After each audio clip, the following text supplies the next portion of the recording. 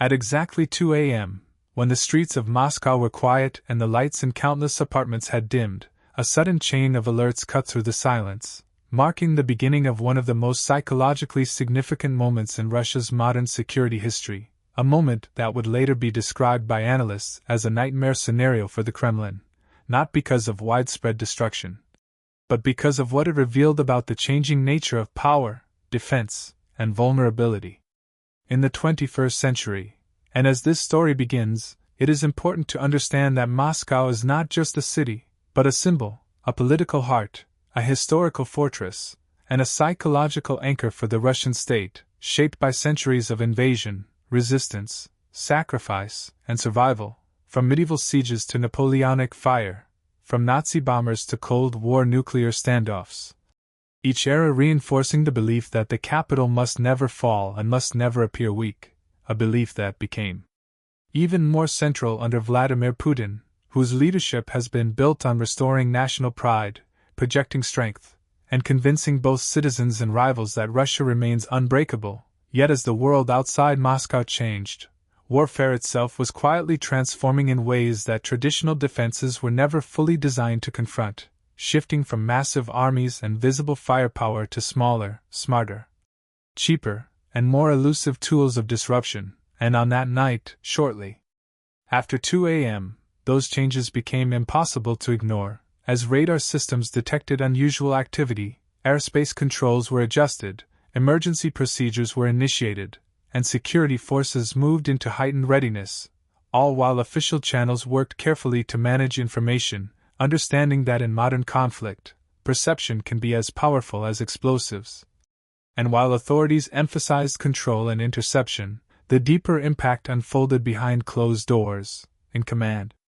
centers and government offices where decision-makers were forced to confront an uncomfortable truth. The idea of absolute security around the capital was no longer guaranteed. To understand why this moment mattered so deeply, one must look at how modern warfare has evolved, as the era of exclusively high-speed jets and ballistic missiles has been joined, and in some cases challenged, by low-flying drones, autonomous systems, electronic warfare, cyber interference, and intelligence-driven precision tactics that exploit gaps rather than overpower defenses. Weapons that are often difficult to detect, hard to attribute, and strategically useful precisely because they operate in a gray zone between war and peace. And while Russia possesses some of the world's most advanced air defense systems, those systems were largely built to counter different kinds of threats that are fast, high altitude, and clearly identifiable, whereas small drones and unconventional delivery methods can slip through detection layers, forcing defenders into reactive positions where response times, cost efficiency, and decision-making speed become critical factors. As the night unfolded, the timing itself amplified the tension, because attacks or probes conducted in the early hours exploit human fatigue, reduced visibility, and slower coordination, turning even minor incidents into major strategic tests. And for a leadership that values control and predictability, uncertainty is deeply unsettling, especially when it occurs at the symbolic center of national power.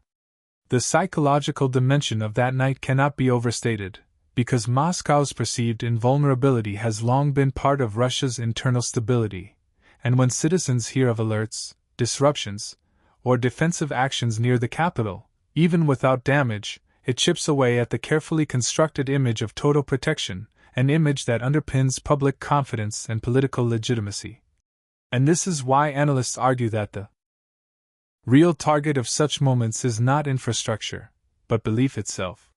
From a military standpoint, the cost imbalance revealed by modern drone warfare adds another layer of concern, as intercepting low-cost threats often requires expensive missiles and constant readiness, gradually straining resources and creating an unsustainable defensive posture if such incidents become frequent, and this imbalance favors attackers who can afford to test defenses repeatedly,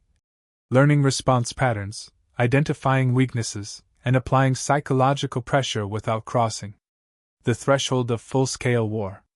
Beyond Russia, the events surrounding that 2 a.m. alert were closely studied by military planners and governments worldwide, because Moscow is not just any city, it is one of the most heavily defended capitals on Earth, and if it can be probed, disrupted, or unsettled, then no global power can assume immunity, forcing a broader reevaluation of how cities, governments,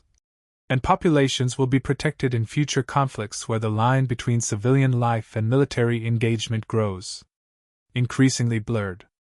As dawn approached and the immediate tension eased, the longer-term implications began to take shape, raising questions about intelligence gaps, response coordination, technological adaptation, and the balance between secrecy and public reassurance, while also reinforcing a growing realization that future wars may not begin with formal declarations or visible invasions, but with quiet,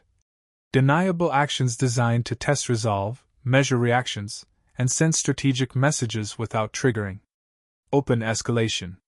For Vladimir Putin, whose political identity is closely tied to projecting strength at home and abroad, this realization represents a fundamental challenge, because maintaining the image of control in a world of asymmetric threats requires constant adaptation, innovation, and acknowledgement of vulnerability, something authoritarian systems often struggle to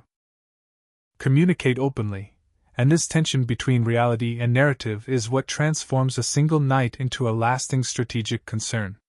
As we reach the end of this story, it becomes clear that the significance of the 2 a.m. moment lies not in what physically happened, but in what it revealed about the future of global conflict. Where technology has leveled the battlefield, power can be challenged in unexpected ways, and even the most fortified capitals must confront the possibility of surprise, and in that sense, Putin's nightmare is not defined by one incident, but by an era in which absolute security is increasingly elusive, where dominance must be constantly defended rather than assumed, and where the darkness before dawn can carry messages far more powerful than explosions, reminding the world that history is no longer only written by massive armies and decisive battles, but by quiet moments of vulnerability that reshape how nations think, plan, and prepare for what comes next. And as this documentary comes to a close, the question remains not whether Moscow will adapt, but whether any capital can ever truly feel safe again in a world where the rules of war are being rewritten in silence.